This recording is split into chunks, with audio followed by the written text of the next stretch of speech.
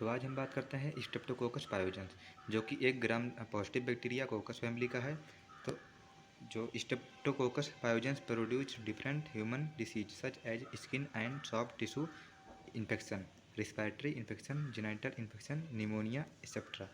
जो कि Streptococcus pyogenes है वो प्रोड्यूस करता है बहुत सारे ह्यूमन डिसीज जैसे कि स्किन और सॉफ्ट टिश्यू इनमें इन्फेक्शन, रिस्पिरेटरी ट्रैक जो होता है उसमें इन्फेक्शन हो जाए किसी प्रकार का, जो हमारा जेनिटल एरिया है उसमें इन्फेक्शन कॉज करता है, और जैसे कि रिस्पिरेटरी में आता है जैसे कि निमोनिया हो गया, ये सब कॉज करता है। ठीक है, और भी बहुत सारे डिसीज है जो कि कॉज करता है ये स्ट्रेप्टोकोकस पायोजेंस।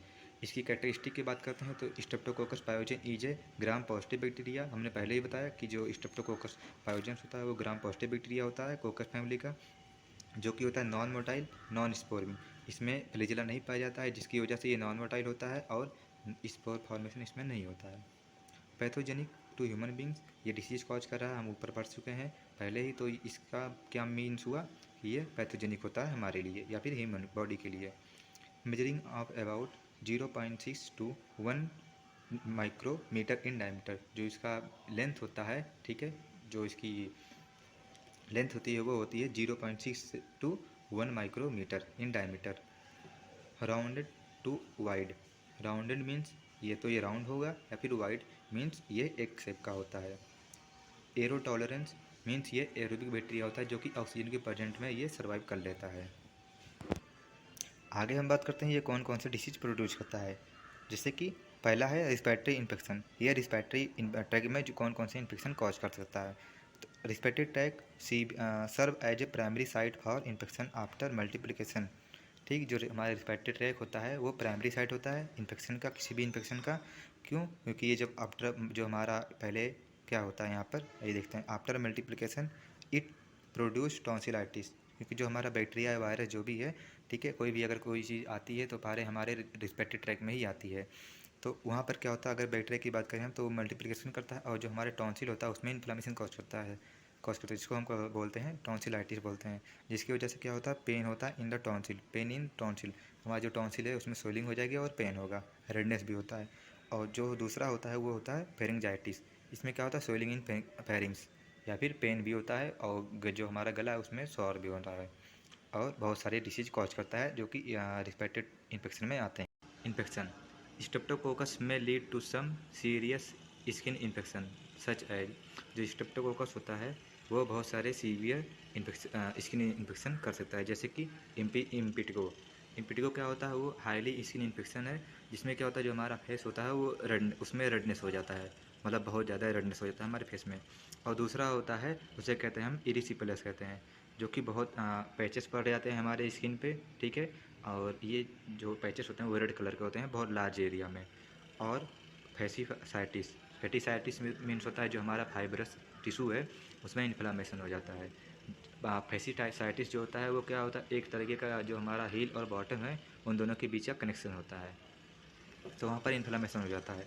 फिर दूसरा जो होता है नेक्स्ट इसका जो कॉज करता है ये इन्फेक्शन, वो है genital infection. Streptococcus pyogenes is a causative agent of endogenous genital track infection like प्यूपेरल sepsis. जो पायोजेंस हमारा है स्ट्रेप्टोकोकस पायोजेन, ये कॉजेटिव एजेंट है इंडोजीनियस, जो हमारे मतलब खुद के अंदर पैदा हो रहा है जेनिटल एरिया में, ठीक है, जेनिटल ट्रैक में इन्फेक्शन है, जो कि क्या करता है प्यूपेरल सेप्सिस करता है। ये क्या है, infection on genital track bye rapturing the membrane. जो जेनिटल ट्रैक का जो लेयर है वहाँ पर जो मेम्ब्रेन होती है, ये क्या करता है, इन्फेक्शन जब कॉज होता है तो वहाँ की जो मेम्ब्रेन होती है वो रप्चर होने लगती है, तो ये इन्फेक्शन कॉज करता है, ठीक है। अब बात करते हैं हम इसकी ट्रांसमिशन की, ये ट्रांसमिट कैसे होता है। तो Streptococcus pyogenes are highly contagious and transmission can occur through airborne droplet and contact. जो स्ट्रेप्टोकोकस पायोजेंस है वो बहुत ज़्यादा कंटाजीनियस, मतलब इसमें क्या इन्फेक्शन होने के चांस बहुत ज़्यादा रहते हैं, ठीक है, एंड ट्रांसमिशन, और जिसका ट्रांसमिशन है वो कैसे होता है, थ्रो एयरबॉर्न ड्रॉपलेट, मतलब जो ड्रॉपलेट के थ्रू होता है, ठीक है, और कॉन्टैक्ट के थ्रू होता है। नसल discharge and skin contact contaminated object surface, जो कि स्किन है हमारा, ठीक है, वो कंटामिनेटेड हो जाती है क्योंकि जो हमारा सरफेस है हमने उसको इस कंटामिनेटेड सरफेस को टच कर लिया, उसके थ्रू हम कंटामिनेटेड हो सकते हैं। कंटामिनेटेड फूड एंड ड्रिंक, हम कोई जैसा कोई भोजन फूड खा लें, ठीक है, या फिर कोई ड्रिंक पी लें जिसमें कि ये वायरस पहले से मौजूद हो।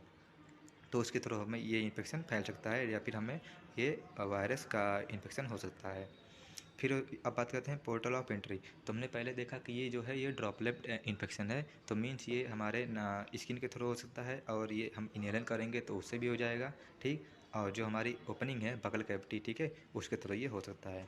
यहाँ पर लिखा है through skin contact during inhalation through nasal opening. जो हमारी नेसल ओपनिंग है उसके थ्रू कॉन्टैक्ट में आने से उसको इनहेल कर लें बैक्टीरिया को, उसकी वजह से हो सकता है। एंड थ्रो बगल कैविटी, और जो बगल कैविटी मीन्स जो हमारा माउथ है उसके थ्रू भी ये इन्फेक्शन हमें हो सकता है। जो इसकी एंट्री है इस बैक्टीरिया की हमारे बॉडी में वो हो सकती है। आगे हम बात करते हैं इसके सोर्स की। कौन कौन से सोर्स हैं जिसकी वजह से ये बैक्टीरिया का ट्रांसमिशन होता है। तो ह्यूमन आर प्राइमरी रिजर्वर और दिस बैक्टीरिया। जो ह्यूमन है वो प्राइमरी रिजर्वेयर है, मतलब जो मेन जो कॉज है जो सोर्स है वो ह्यूमन है, क्योंकि ये ह्यूमन में रहता है। Also cattles are also act as reservoir. और मतलब इसके अलावा भी जो कैटल्स होती हैं, ठीक है, जैसे कि हमारे गाय भैंसे होते हैं, भैंस होती हैं, उनमें भी ये भी एक तरीके से रिजर्वायर का काम करती हैं, जिसके थ्रू क्या होता है, through infected milk to the human being. जो इससे कि हमारी जो कटल होती हैं, हमने पहले बताया, जो गाय हो गई भैंस हो गई, इनके थ्रू क्या होता है, जैसे कि इनका जो मिल्क होता है वो ह्यूमन के द्वारा यूज किया जाता है, तो अगर वो इन्फेक्टेड है तो मिल्क के थ्रू ह्यूमन भी इन्फेक्टेड हो जाता है। आगे हम बात करते हैं आइडेंटिफिकेशन। तो कौन कौन से मेथड है जिसके थ्रू हम आइडेंटिफाई कर सकते हैं कि हमारे बैक्टीरिया जो स्ट्रेप्टोकोकस पायोजेंस बैक्टीरिया है वो हमारी बॉडी में है कि नहीं, ठीक। तो उसके लिए for the identification blood sputum are taken as a sample.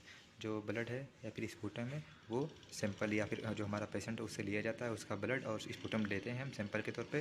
The most suitable blood agar plate are screen for the presence of beta haemolytic colony.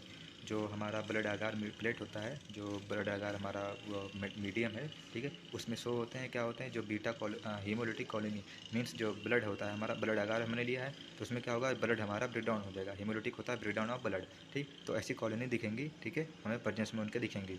They developed after 24 hour of inoculation at 35 to 37 degree Celsius. ये 24 hours के बाद जब हम bacteria को रखते हैं उस medium में, हम ब्लड आगार मीडियम में जब बैक्टीरिया को रख देंगे, उसके बाद जो होता है 24 आवर्स के बाद हम इसको देखेंगे, तो ये उसमें कॉलोनी प्रेजेंस आएंगी। लेकिन हाँ, इसमें जो टेम्परेचर होता है वो हमारा 35 to 37 डिग्री सेल्सियस होना चाहिए इसके ग्रोथ के लिए। Colony appear as a dome shaped smooth colony. जो कॉलोनी अपीयर होगी हमें बैक्टीरिया की वो डोम शेप में होगी और स्मूथ कॉलोनी दिखेगी, ठीक है।